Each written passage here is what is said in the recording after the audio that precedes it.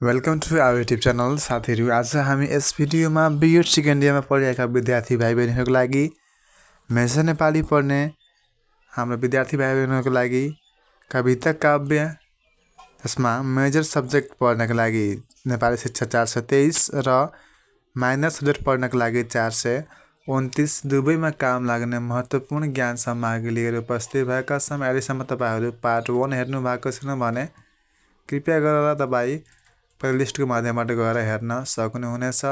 आज हामी युनिट 1 को पार्ट 2 लिएर आएका छौँ। भिडियो अन्तसम्म अवश्य हेर्नुहोला। भिडियो मन परे लाइक पनि गरिदिनु होला। यसमा हामीले बुझ्नेछौँ कविताका तत्त्वहरू। कविता साहित्यको प्राचीन विधा मानिन्छ।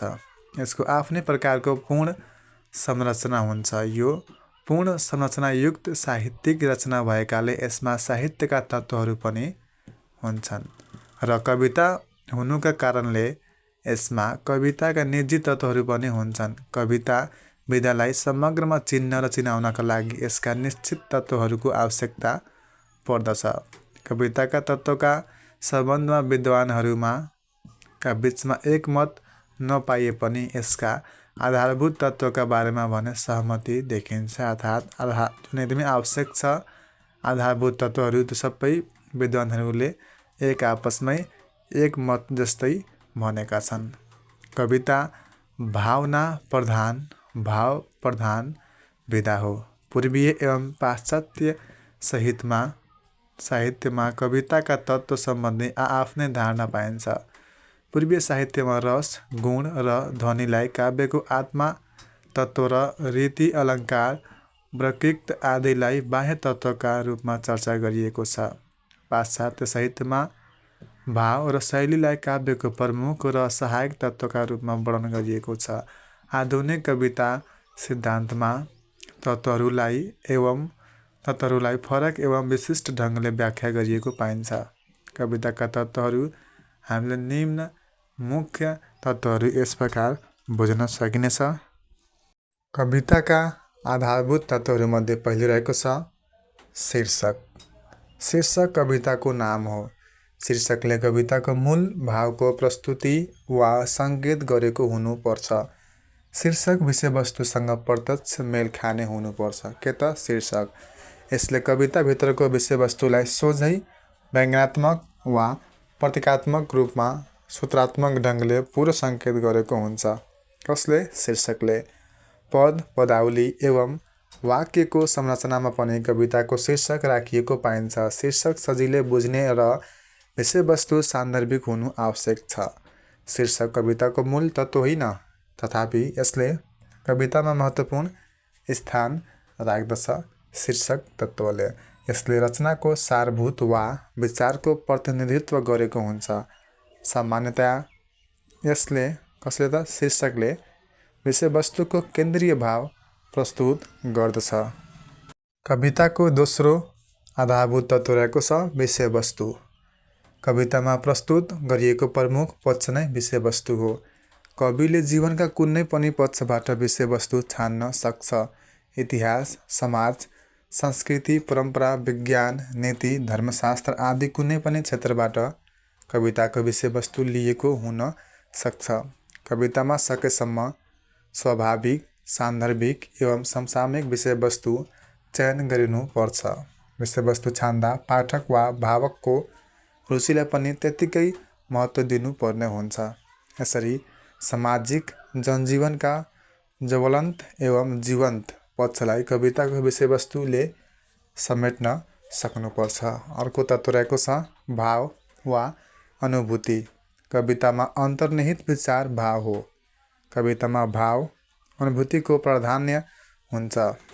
कविता रागात्मक हुन्छ। यसमा कविले व्यक्तिगत अनुभूतिलाई पाठक सामु सोझै प्रस्तुत गर्दछ। यसमा कविता र कविका मान्यता, दृष्टिकोण, विचार, जीवन दर्शन आदि भावमय वा अनुभूतिमय भई प्रस्तुत हुन्छन्।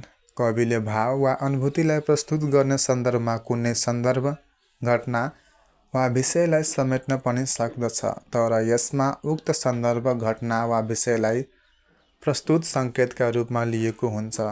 आख्यान भए पनि अत्यन्तै झिनो आख्यान वस्तु पात्र र परिवेश हुने र कविको भावना अनुभूति र जीवन दर्शन नै केन्द्रीय विषय हुने भएकाले भाव अनुभूति कविताको मुख्य तत्त्व हो।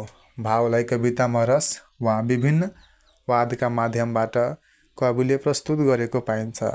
कविको भावना विभिन्न दर्शन र विचारका माध्यमबाट अभिव्यक्त भएको हुन्छ। अनुभूति र कल्पनाको सम्वेगात्मक प्रस्तुति नै भाव हो। भावको विशिष्ट संयोजन नै कविता जीवन्त र मार्मिक बन्न सक्छ। महत्त्वपूर्ण टिप्पणी गर्नुहोला। भावको विशिष्ट संयोजनले नै कविता जीवन्त र मार्मिक बन्न सक्दछ। भावभित्र खुसी, दुःख, हर्ष, प्रेम, आक्रोश वा आकाङ्क्षाका अनुभूतिहरू प्रकट भएका हुन्छन्। जे होस्, कविका अनुभूतिहरूलाई उद्देश्यमूलक ढङ्गले कवितामा प्रस्तुत गरिनु नै भाव विधान हो। कविताको अर्को चौथो तत्त्व रहेको छ लय विधान। कविताको भित्री सङ्गीत लय हो। कविले विभिन्न छन्दका माध्यमबाट कवितामा लयको संयोजन गरेको हुन्छ। वास्तवमा आरोह र अवरोहको साङ्गीतिक ध्वनि नै लय हो। कवितामा शास्त्रीय लोक एवं गद्य लयको प्रयोग गरिएको पाइन्छ। शास्त्रीय र लोक लयलाई बद्ध लय भनिन्छ भने गद्य लयलाई मुक्त लय भनिन्छ। मुक्त लय वा गद्य लयमा पनि एक किसिमको आन्तरिक साङ्गीतिक संयोजन पाउन सकिन्छ। लय कवितालाई गाउने ढङ्ग वा ढाँचा भएकाले यसको विशिष्ट प्रयोगले कविता साङ्गीतिक बन्दछ। कविता पदविधा हो। गीति गुण वा ज्ञानात्मकताका विशेषताहरू रहने हुनाले कवितामा लयात्मकता पाइन्छ। कविता पङ्क्ति पङ्क्तिबाट ठालिएर श्लोक हुँदै अगाडि बढ्दछ। यसरी पङ्क्ति पङ्क्ति वा श्लोकमा रोकिएर अगाडि बढ्ने क्रममा नै कवितामा लयको सिर्जना हुन्छ। यसै हुनाले कवितालाई लयात्मकता युक्त विधा मानिएको हो। कवितामा पाइने लय मुक्त वा बद्ध जुनसुकै हुन सक्छ। पद कविताका हरफहरूमा निश्चित अक्षर तथा मात्रा रहने हुँदा पद कविताको लयबद्ध हुन्छ। हरफमा अक्षर कम वा बढी हुने हुनाले गद्य कवितामा मुक्त लय हुन्छ। कविताको अर्को पाँचौँ तत्त्व रहेको छ कथन पद्धति। कवितालाई प्रस्तुत गर्ने तरिकालाई कथन पद्धति भनिन्छ। कवितालाई प्रस्तुत गर्ने तरिकालाई कथन पद्धति भनिन्छ। कविले विभिन्न ढङ्गले कवितालाई प्रस्तुत गरेको हुन्छ। कविले स्वयं विषयवस्तुलाई पनि भनिरहेको छ भने त्यसलाई कवि पौणरिक्ति शैली भनिन्छ भने कविले विषयवस्तुलाई स्वयं नभनी पात्रका माध्यमबाट भन्न लगाइएको छ अथवा लगाएको छ भने त्यसलाई कवि निबद्ध वृत्त पौणरिक्त शैली भनिन्छ। यसबाहेक कवितामा एकालाप वा आत्मलाप एवं वार्तालाप तथा अन्य शैलीको प्रयोग गरिएको हुन्छ। यसका साथै प्रथम पुरुष, द्वितीय पुरुष एवं तृतीय पुरुष दृष्टिबिन्दुमा कवितालाई प्रस्तुत गरिएको वा भनिएको पाइन्छ। कविताको अर्को महत्त्वपूर्ण तत्त्व रहेको छ बिम्ब, प्रतीक र अलङ्कार। 5 इन्द्रिय मध्ये कुनै एकलाई प्रभाव दिएर त्यसबाट पाठकका सामु वस्तुको स्पष्ट चित्र उभ्याउने बिम्ब विधान हो। शब्दका सहयोगले वस्तुको रूप, रङ्ग वा आकारको चित्र पाठकका अगाडि प्रस्तुत गर्नु बिम्बको मुख्य कार्य हो। जीवन र जगतका विभिन्न सन्दर्भ र क्षेत्रबाट टिपिएका विभिन्न सामग्री बिम्ब हुन्। बिम्बको प्रयोगबाट कविता सुन्दर बन्दछ। अमूर्त कुरा वा भाव व्यक्त गर्न प्रयोग गरिने मूर्त वस्तुलाई प्रतीक भनिन्छ। प्रतीकले पाठकलाई कवितामा निहित अर्थको गहिराइभित्र डोर्याएर लैजान्छ। यसले कविताको भावलाई गहन बनाउँछ। अलङ्कारको अर्थ गहना हो। भावलाई गहन र प्रभावपूर्ण बनाउन कवितामा अलङ्कारको प्रयोग गरिन्छ। शब्द अलङ्कार र अर्थ अलङ्कार गरी अलङ्कार 2 प्रकारका हुन्छन्। यिनै अलङ्कारको उचित प्रयोगले कविता उत्कृष्ट बन्ने हुँदा कवितामा अलङ्कारको महत्त्वपूर्ण भूमिका रहेको हुन्छ। यसरी कवितामा व्यक्त गरिएको भाव वा विचारलाई प्रभावकारी ढङ्गले प्रस्तुत गर्न बिम्ब, प्रतीक र अलङ्कारको प्रयोग गरिएको पाइन्छ अथवा प्रयोग गरिएको हुन्छ। कविताको अर्को महत्त्वपूर्ण तत्त्व 6 नम्बर रहेको छ भाषा शैली। कविले आफ्ना रचनालाई सुन्दर बनाउन प्रयोग गर्ने युक्तिलाई भाषा शैली भनिन्छ। कवितालाई प्रकट गर्ने माध्यम नै भाषा हो। कविताभित्र वर्णदेखि अनुच्छेदसम्मको विशिष्ट भाषिक संयोजन पाइन्छ। वर्ण, शब्द पदावली, वाक्य र अनुच्छेदको चयन कौशलता कविताको भाषा शैली हो। भावलाई गतिशीलता प्रदान गर्ने माध्यम नै भाषा भएकाले भाषा शैली कविताको अनिवार्य तत्त्व मानिन्छ।